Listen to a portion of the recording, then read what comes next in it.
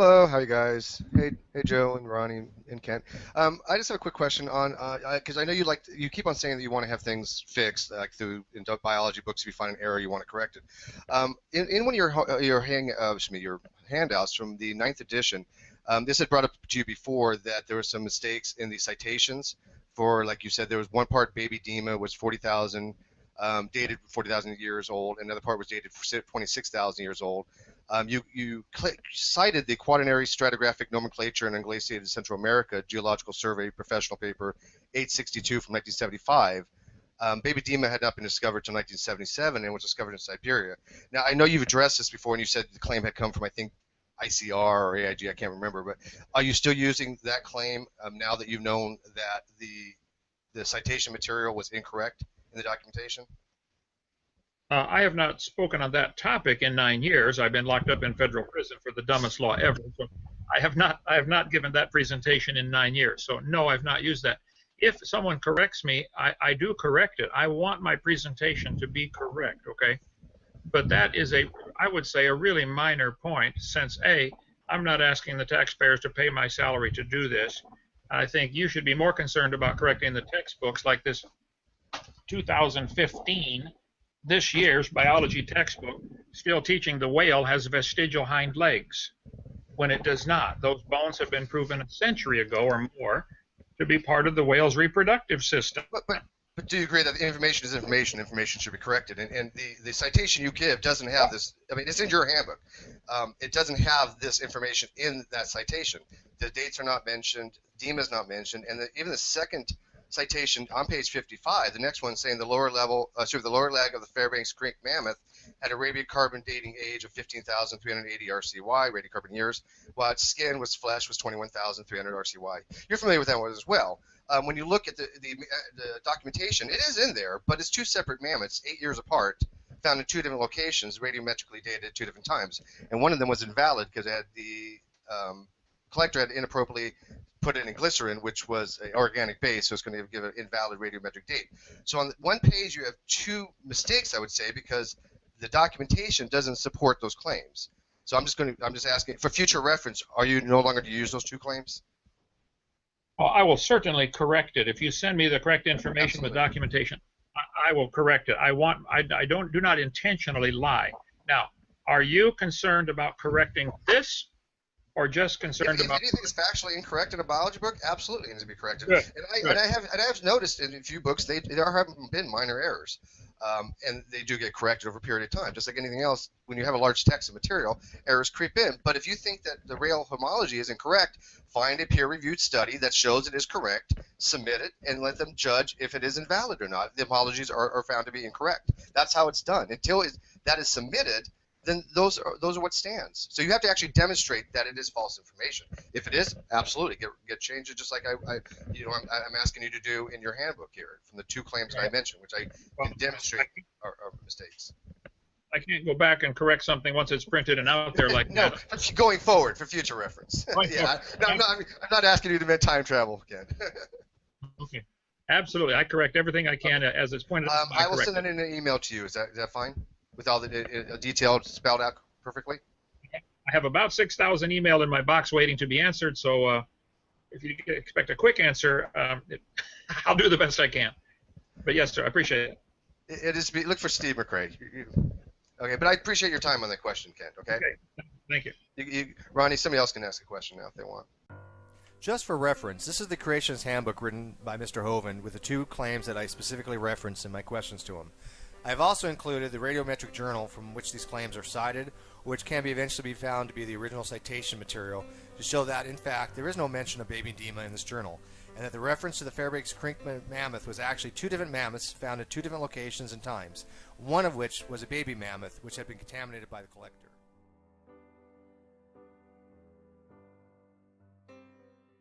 So far, I've never seen a cow produce a non-cow or a cow come from a non-cow. It only takes place on charts and lines and graphs and imagination. I think it's a religious belief. I agree 100%. Steve, floor is yours, man. Say what you want. We'll let Cliff go after you, then we'll let Hog tie. Okay, just out of curiosity, you've asked a few times, you've stated a few times that, and even though Hogtie seems to disagree with me for some reason, but you've stated that cows only produce, cannot produce non-cows, and they only produce cows. That's consistent with what evolution teaches. That's part of the law of monophylia. So if this is being taught in school, that if you have a taxon level that can only produce that specific taxon level and additional ones, but including that same taxon, in other words, you don't lose your historical taxonomy, you don't lose your nested hierarchy. So once you have a population that has diverged, and we call them cows, whatever that species might evolve to, or population of species might evolve to, will still be considered cows. All its descendants will be cows. That is what the law is saying. So when you have any population X over a period of millions of years, it might produce other taxon levels, but it'll always be that's at taxon level X. In other words, we're still eukaryotes.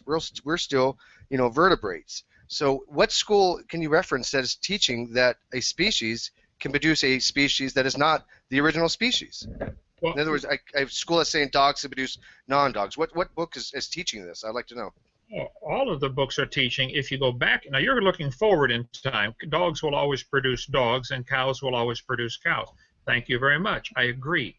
But I would suspect that you believe if you go back in time, not forward, cows and dogs and bananas have a common ancestor. Do you believe cows and bananas are related if you go back far enough in time? Just yes or no? Absolutely. Absolutely. Oh, that's a religious belief, and you're welcome to it. It's genetics. It's based on the genetics. But what I'm saying is, we've already established that one way, what you're saying, cows will always produce cows. Evolutionary biology teaches that. That's consistent with evolutionary biology. There's no inconsistency there because no school teaches otherwise. Now you're saying you're disagreeing that cows can come from a population can diverge and become a new type of species. Is that what you're questioning? Saying that. No, you said it did happen in the past. Cows and bananas are related. Right. If things change over time, such to develop a new classification or taxonomy, that we'll say, okay, hey, here's a eukaryotic species. They branched and branched and branched. A couple branches become, invertebrates, and another branches became vertebrates. They're both still eukaryotics. They don't lose that. They just become a more specialized version of eukaryotes.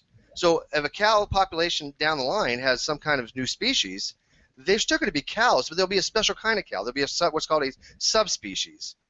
So these are just classifications saying they're getting a little more specified. They're having this feature that we're going to attribute to it, which has a notochord. We're going to call them this. If it has a spine, we're going to call it this.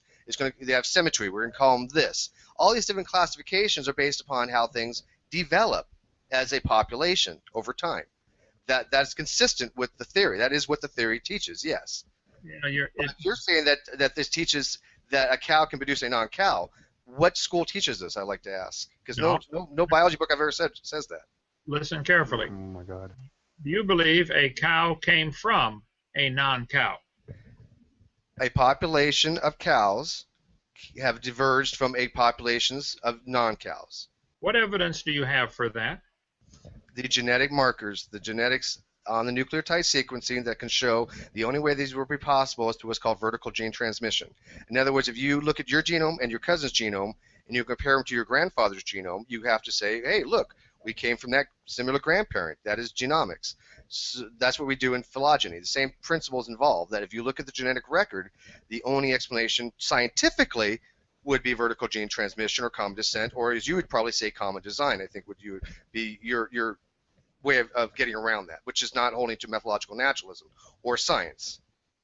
Well, again, I'm not asking for mine to be taught. You are, but you believe cows and bananas are related. I believe you said that a minute ago. This would be something that you have evidence of, or something that you believe? We see cows produce cows and bananas produce bananas. I don't think anybody argues with that. And I think there are 50. Correct. Bananas are man-made, actually. What I'm talking about is called cladistics, obviously. I think we'll have mentioned it many times, and it is a little bit different from straight phylogeny, but it is what is being taught in modern biology now. So, I mean, if you're going to need, I know it's been a while, maybe you haven't been up to date with the modern cladistics, but things have changed over the last 10 years, and it's not just a phylogenetic tree anymore. It is cladistic modeling that biologists use. So maybe just need to get more up to date on it, because these things do change quite rapidly, is all I'm saying. Bananas are man-made, Steve. That was interesting. Yeah, bananas. Yeah, the bananas are actually a clone. Modern Right, bananas right. are Where do actually you a think clone. they get the genetic information for that, though, Steve? I mean, you know. Well, that's a theological argument, though. We're discussing cladistics. I'm not asking about the theological aspect of it. I'm just saying from a straight cladistics point of view that a dog population, no matter how far down you go, will still have a population that is considered dogs. There may be a specialized type of dog. It may not look like a dog, but in cladistics, in a monophyletic clade, where all common ancestries are included in that clade, that is considered to be a dog. Right. Would you say, not Steve, that if we had populations of dogs living in water for a long period of time and they started to grow after obvious generations, started to grow fins and gills, would you still call it a dog, Steve? Well, how about I give my pillbox? I can talk to you anytime. I'm just trying to get you to answer the one question, Steve. Just the one question. If dogs eventually grew gills and fins, would you still call them dogs? Dogs couldn't do that because it doesn't have the existing homologies to do so. Right. Okay, so you're a creationist then. That's what I'm saying. You're preaching creationism and you're saying it's evolution. You would have to show that modern dogs have the correct homologies to be able to adapt to the selective pressures and form gills if it was at a water environment. I don't think. Well, right, and that's my point, and that's the other subject I was going to bring up to Kent. They don't have the homologies to do that, but I'll turn over the. And that's what I want to bring up, right? Because I've heard. Yes. I appreciate it, sir. Right, and that's what we're all hearing that, and that's what I want to bring up to Kent is that this is the new age argument. The latest argument, Kent, is that dogs staying dogs is evolution, and therefore that proves it. And even if I can they won't grow gills, no matter what, they won't grow different features no matter what, and that's evolution. It's a psychosis. I'm telling you, it's scary. That's called evolution. That's called evolutionary development. It's frightening. That's I think it's frightening. It's frightening. Plating of evolution and common descent and all these different types of different biologies. When you talk about common descent, that's a very specific thing. It's not the same thing as evolution. Evolution is, and Kent knows this very well, that the definition is a change of allelic frequency of a given population as a species genetic pool from one generation to another. He calls it microevolution. But right, that's also called normal. But Steve, it's changing. When I was made by my parents, there were changes in allele frequencies. It's also known as. You got to let me speak, Steve. You interrupt me every time I talk. Just let me put this out there. I'm going to let you talk. That's called normal reproduction. Every time we see normal reproduction, there's changes in alleles. That's why kittens make different colored kitties and cats make different colored cats.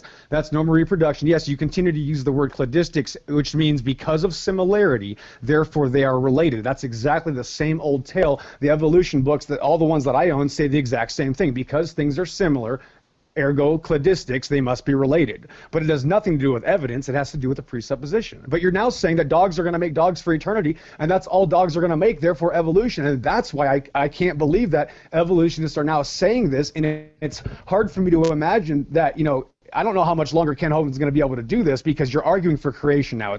It's frightening. Well, I'm gonna do this. I don't want to. I know Steve just I understand.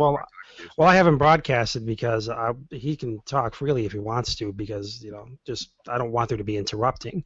But I'll do this. I'm gonna unbroadcast him really quick so that you can get what you're trying to say out to Kent Hovind if you want to continue your discussion with Kent Hovind. But I still I just want to throw in really quick before you continue with him. I do still kind of see the problem here to where we're talking about as to whether or not these changes that we're seeing, whatever patterns to whatever extent now, could lead to new types of complexity. I think you're sort of right, and I agree that is the argument you're pointing forward. The argument that you've always used, Ron, and I think what Pillbox is even trying to say is an argument dealing with morphology. Is saying in Evo Devo, can mutations actually produce a new morphological structure?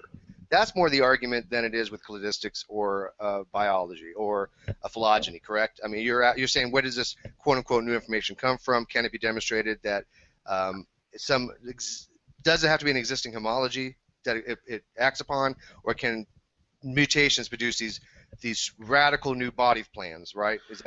Yeah. Well, I want to try to keep myself out of this because of you, and I want you to be able to, have your discussion with Kent Hovind. But I'm just going to say is even if existing homologies exist, like I brought up earlier with the bacterium flagellum and the type 3 secretory system, those homologous proteins don't therefore mean that it's evidence for evolution. You can see patterns. Correct. You can see. I mean, you can see something that has a sort of structure that looks sort of the way to where the complexity might meet, certain patterns in shape and function, but that doesn't mean that therefore it came from one another. Right. I'll finish this up. I'll just say that the type 3 system and the bacterioflagellum, all that's saying is that we knew how the proteins, the 40 to 50 proteins in the bacterioflagellum were developed over time. That isn't evolutionary biology. That's actually molecular biology, and there's a distinct difference between those two subjects. So just because the flagellum and the proteins that went into making that bacterioflagellum were made over a period of time different ways, that has to do with, again, molecular biology from a long time ago in the early part of Earth's history. It doesn't have to do with the fact that of common descent. It doesn't have to do with evolutionary biology. It's really discussing two different things that people seem to conflate, because what you're talking about is more of a complexity issue. Can these things develop over a period of time? Were they developed all at once? I believe they were built up in stages. Like you said, the type 3 secretory system built up some of the proteins that developed maybe eventually into the bacterioflagellum motor system. But that goes beyond what I was talking about as far as cladistics, and that in modern biology, and it has been this way for quite some time actually, that a population of dogs will always produce a population of dogs. I'm just saying that claim is falsified because no university teaches that anymore. But I'll move on. Well, hang on a minute, Steve. Okay, go ahead. Let's back up 6,000 years, and God creates dogs in the Garden of Eden and says the dogs will always produce dogs. You're saying it's starting today, dogs are always producing dogs. So let's back up 6,000 years and say from the original created dog, they always produce dogs.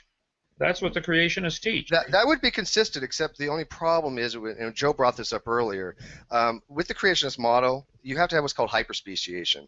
You have to have speciation events happening like every other generation. And that can only happen that I know of in plants. Plants produce what's called whole genome duplication, which is polyploidy, where, as you know, the chromosome count doubles. You make an argument, yes or no, of whether it increases information or not. I can see an argument either way for it. But it does change into a new species. It is a speciation event. There are various types of speciation. There's sympatric speciation, there's allopatric speciation.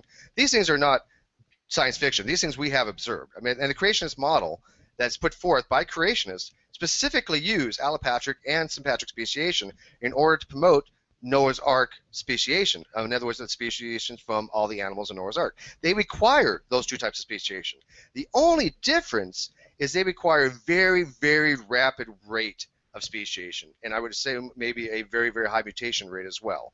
That's the main difference, and those things we've not seen. We've never seen mutation rates like that in any type of animal, or any type of speciation rates like that in any type of animal. Even in Drosophila, we don't see mutation rates and speciation rates happen that quickly. Okay. But yeah, based on what you just said, that would be consistent as well with what we observed. Sure.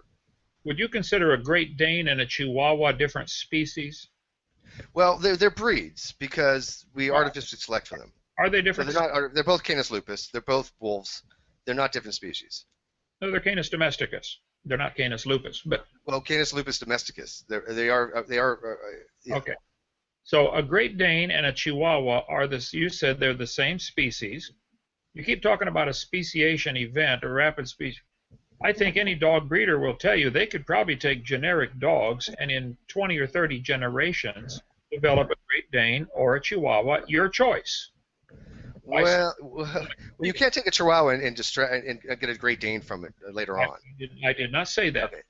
I said you start with generic dogs and selectively breed, and you could get a Great Dane or a Chihuahua in 20 You can get something pretty close. Yeah, you could do it for artificial selection. That's breeding.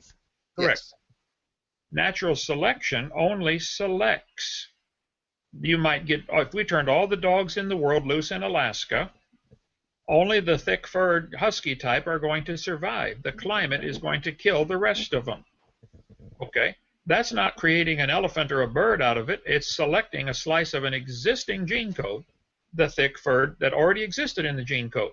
Correct. That is not evolution. It's not supposed to be evolution. Right. That's not what evolution says it is. That's natural selection. That is one of the mechanisms for evolution. All evolution is, which we said from the very beginning, is a change of frequency of alleles. If you have natural selection acting upon a population, as you said, the selective pressure is the cold. Therefore, those with the heavier fur or thicker fur with that phenotypical trait for whatever mutation they have, they're going to promulgate that gene more, correct? So they're going to be selected more. Now, all that does mean is that in that population, there's going to be an allelic frequency change. That is where the evolution comes in. You call it microevolution. Other creationists call it microevolution, but that is evolution, a change of allelic frequency. There's the problem. The term evolution is not clearly defined. It gets pretty fuzzy. Well, it is. If you ask any of them, and all of them have said the same thing, it is a change of allelic frequency is the biological definition used in every textbook in the entire world. So I don't know what's confusing on what who uses another definition. Well, obviously, the claim is that those changes in allele frequencies will lead to new and different anatomical features, which is the contention between the Christians in this room right now. To where right, we're and that would get a little more complicated to get into. Absolutely. Yes. Specifically, I mean, this is specifically what we're trying to get at. I mean, we all understand that that evolution is, specifically the changes in allele frequencies over time. But the question is can these mechanisms, are they adequate enough to justify the claim that these changes will happen and continue to happen until they will produce a new anatomical feature or function. But I want to say that, a great talk, great discussion, but I don't... Thank you, Ronnie, for letting me speak and asking Mr. Hovind Kent questions. Thank you. You're a fine girl, what a good wife.